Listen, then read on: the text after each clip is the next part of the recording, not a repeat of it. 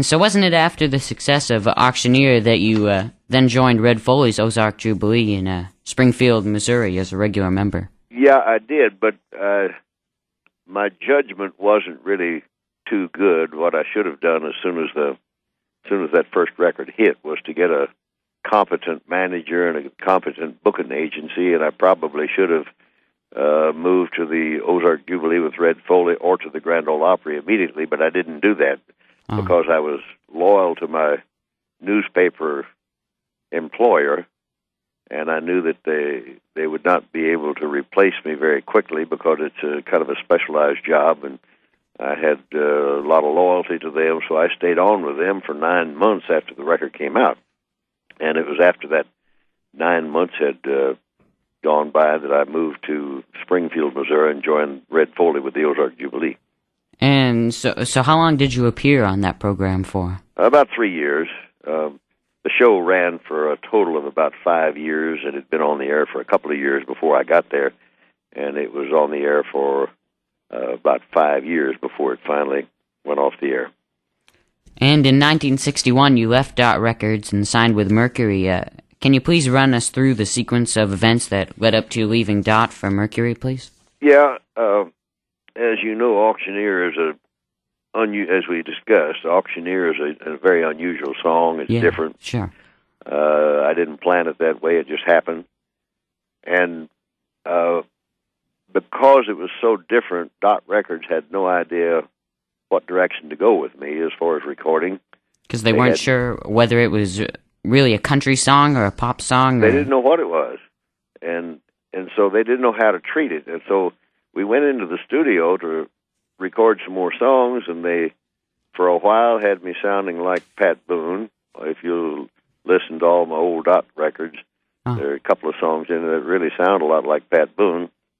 Then they had me doing some novelty songs, trying to make me sound like Elvis Presley, and then some other novelty songs. So they never did get a handle on what I did or what I could do. So after I saw that they were not able to market me as far as any more recordings, I asked for a release from the label, and then in 1961 signed with Mercury Records.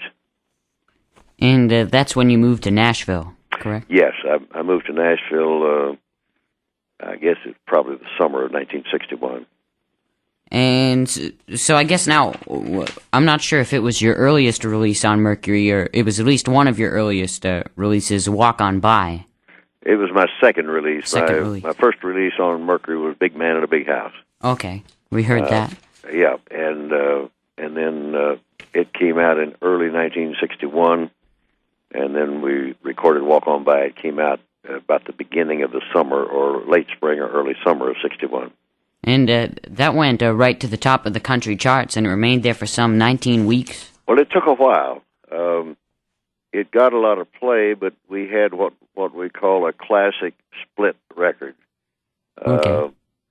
Some radio stations were pushing the wrong side of the record, and some of the promotion people that Dot had or Mercury had working for them were pushing the wrong side. And I kept telling everybody in the marketing department that Walk On By is the side they need to be working on. And what was on the other side? Just a curiosity. I don't know.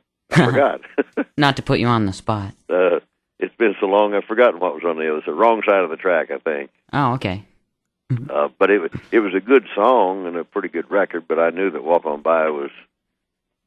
No, it wasn't. My World's Caving In was on the other side, I believe. Oh, okay. Still another Keep in mind, song. That's been 52 years ago, and I don't remember everything. Oh, sure. But they were pushing the wrong side, and when we finally convinced the marketing department and the promotion department to get on the right side, then it went immediately to number one.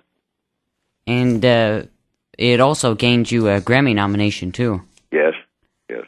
So would you mind telling us how'd you come to record Walk On By, and what did you think of the song on first hearing it? Well, at that point, Big Man in a Big House had been in the charts for about 17 weeks. And it didn't sell a great number of records, but it's what we call a turntable hit. It got a lot of play, and it went to number 17 in the charts. And then it started to come down from there, meaning, of course, that we're going to have to find another song and record if we're going to have some continuity. So Jerry Kennedy, who was the session leader and lead guitar, one of the lead guitarists on all my sessions at Mercury, and I started beating the sidewalks of Nashville looking for songs to record, and it really hadn't had too much success. All day we went around listening to songs at various publishing companies, and finally went to the Nashville office of Lowry Music, which is headquartered in Atlanta, and they played a few songs, didn't find anything I liked, and finally he said, we have one more song here, but I don't want to play it for you. And I said, why not? He said, well, it's not finished yet, and I won't play it for you. But I finally convinced him to let me hear it, and he was right. The song was not ready. It was not completed. It only had one verse to it. And so I took it and rewrote a few of the lines, or a few of the words in the verse, and rearranged the chorus, and then the publisher took it home that night and wrote the second verse. So we almost missed that song by coming on it too quickly before it was finished. But wow, the version that you hear on the radio now on the recordings is the completed version of the original writer and myself and the publisher. Was there anything that you changed that was drastically different, or no? I don't have the original demo record here, but I just changed one or two words in the verse to make it phrase a little bit better, and then instead of just saying "walk on by, wait on the corner" one time, I doubled that up for the chorus. But that's all. I didn't change it drastically, no. And it's a fabulous recording. It's really stood the test of time. We heard it here just a few minutes ago. I've played it, of course, a lot before, along with your other music. But I believe it was around 1993 that it was named by Billboard magazine as the biggest country record in really history, or at least over the past 50 years. Actually, it was 1994. 94, okay. And they called it the biggest country single of all time since they've been keeping records, based on number of plays, number of sales, and number of weeks in the charts.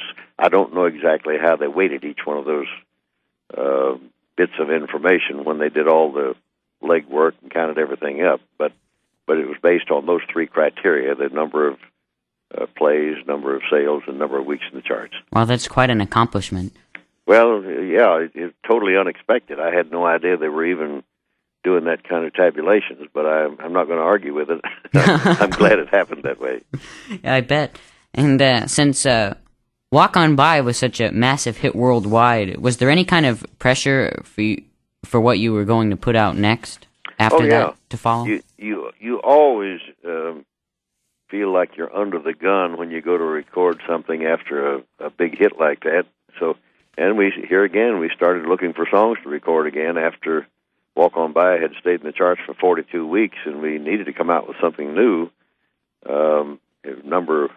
Number one for 19 weeks, so we knew we had to find a pretty good song, and we wound up finding the song when Shelby Singleton, who was my producer at Mercury, called a specialty songwriting team in New York, and their specialty was writing songs to order as follow-ups to hit songs, which they did, and they did a really good job of it. They wrote a song, If a Woman Answers, Hang Up the Phone.